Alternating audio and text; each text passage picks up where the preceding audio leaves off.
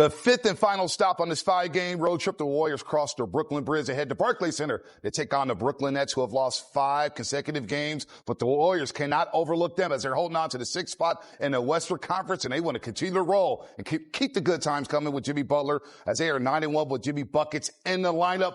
And so far, so good with Jimmy Butler. And we welcome everybody to Warriors Pregame Live, presented by Comcast Business with the Hall of Famer Chris Woolen. The pride of Yale is back in the building. Zena Kana. I am Bonte Hill. And how about Tuesday night, Zena? Madison Square Garden. The Knicks are rolling up 8 at the half, but the Warriors make a statement. Under the bright lights, the Warriors were able to go from a play-in hopeful to a playoff potential contender. This is the way the Warriors want to close out the season. And of course, they got to close out this road trip to be able to be in that category. Warriors outscored the Knicks 67-47 in the second half to win that game going away. And this is also a revenge game. Remember back in November, the Brooklyn Nets hit 23s, Willie, and stole one at Chase Center. Yeah, Bonte, they're going to move from Manhattan and go over to Brooklyn on Flatbush Avenue and Atlantic Avenue. No Dennis Schroeder in this game like the last time.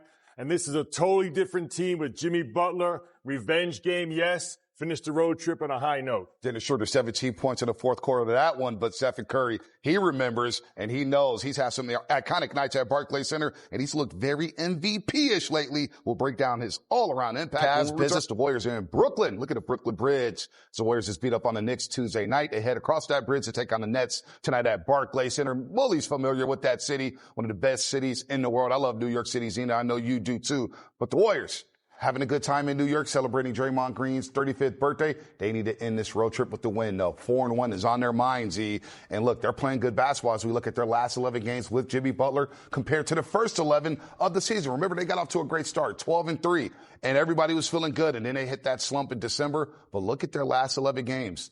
The numbers, not much difference there, but Mully, it does look different with Jimmy Butler, especially when it comes to points off or turnovers. Yeah, I mean, Jimmy Butler has flipped a lot of the stats that the Warriors were struggling with, even with that great start, Bonte and Zena. And to me, the biggest difference, because we could talk about points off turnovers and non-Steph Curry minutes, the free throw percentage, free throw attempts.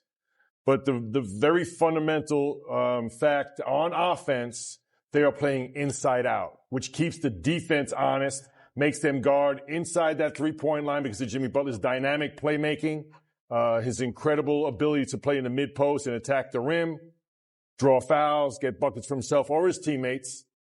So to me, when he's kicking that ball out, Zena, to whether it be Pajemski, Guy Santos, Buddy Hield for wide-open shots, more importantly, they're catching the ball with a live dribble and putting the defense in a position where they got to make a decision. They're going to close out, and that's helped their straight line driving.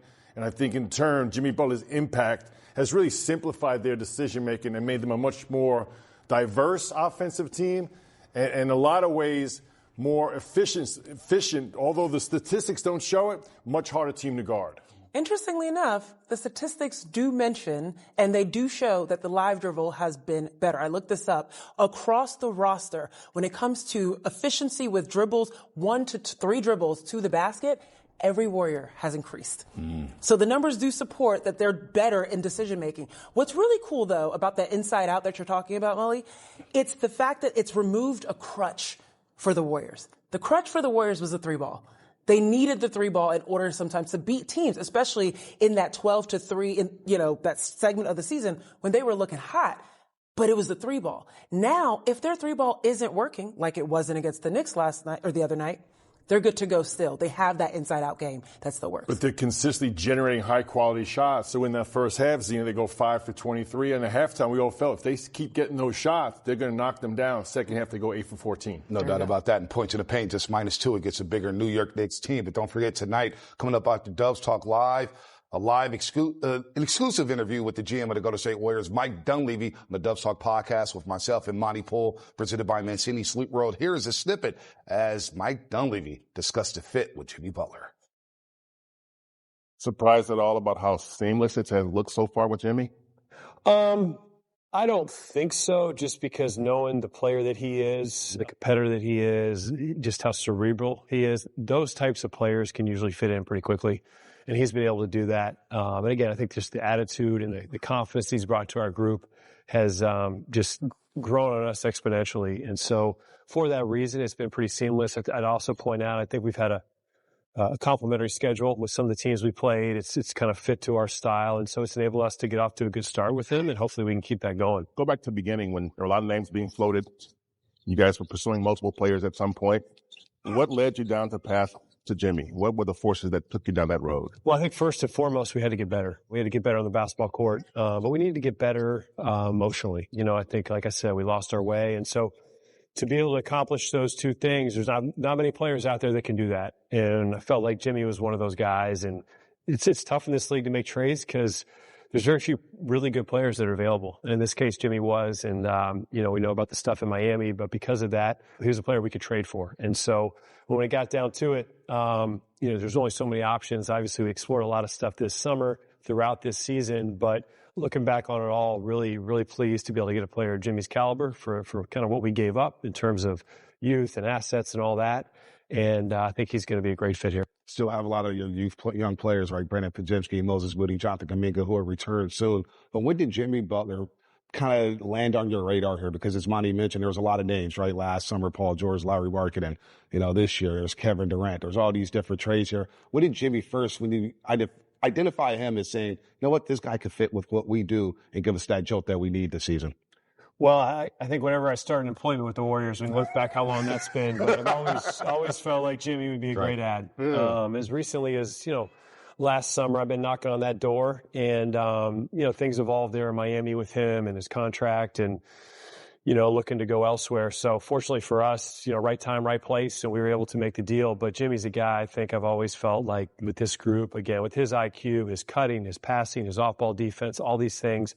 I know people bring up the shooting and how's that going to work and how's that going to fit, but it goes way beyond that. And he's such a good fit for our style of play, our coaching staff, and our players. So really pleased to have him and looking forward to enjoy watching it. How much of a factor was it that you were teammates with Jimmy, where you had that intel saying, hey, look, I know this person. I know what he's about off the court, on the court. How much did that impact making the deal for Jimmy Butler? Yeah, I think there's a comfort level there, to be honest, having gone through with him in the playoff battles and knowing what he is as a teammate, how coachable he is as a player. I was comfortable with that despite some of the stuff being put out there. And I think through this all, I think people sort of forgot about how good of a player he is.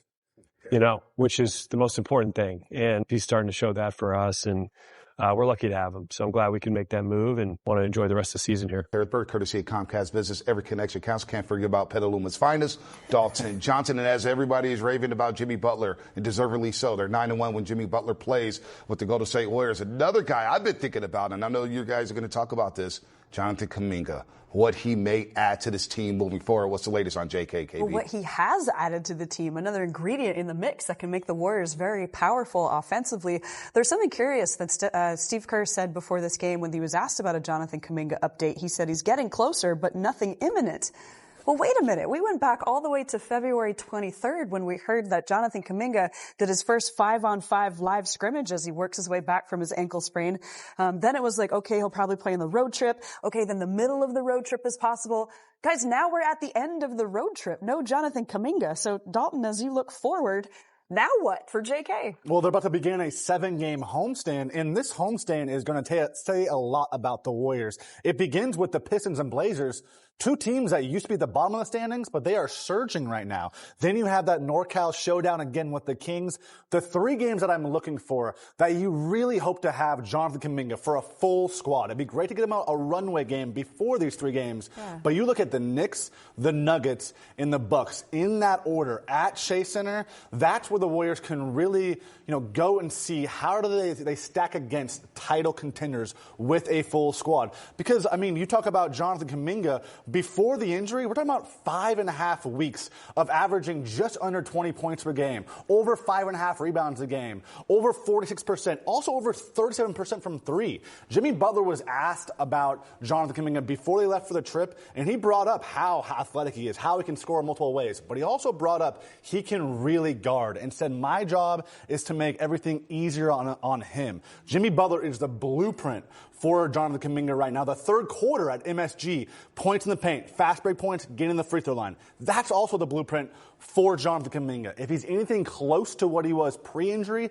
and if he's absorbed everything from Jimmy Butler on the bench, then the Warriors, they're going to be as dangerous as any title contender, Kareth. Yeah, I hope he's recovered well. I hope he gets the time that he needs, but he has been scrimmaging for a while. So just curious to know behind the scenes, what is the final step that JK needs? Because the clock is running out, guys, right? There's 20 games left, including tonight. So one, JK has to get back with this team, but two, he wants to showcase for himself what he's all about as he looks to get a contract this summer. No doubt about that. And he could be the final piece, as DJ said, to a title contender out west here. JK missed 28 games with that ankle injury, but don't forget this Saturday, a really good game. They could use JK in this one against Cade Cunningham and the Pistons, but on NBC Sports Bay Area. Up next, we're giving props to Warriors role players, a new game we call Shot in the Dark.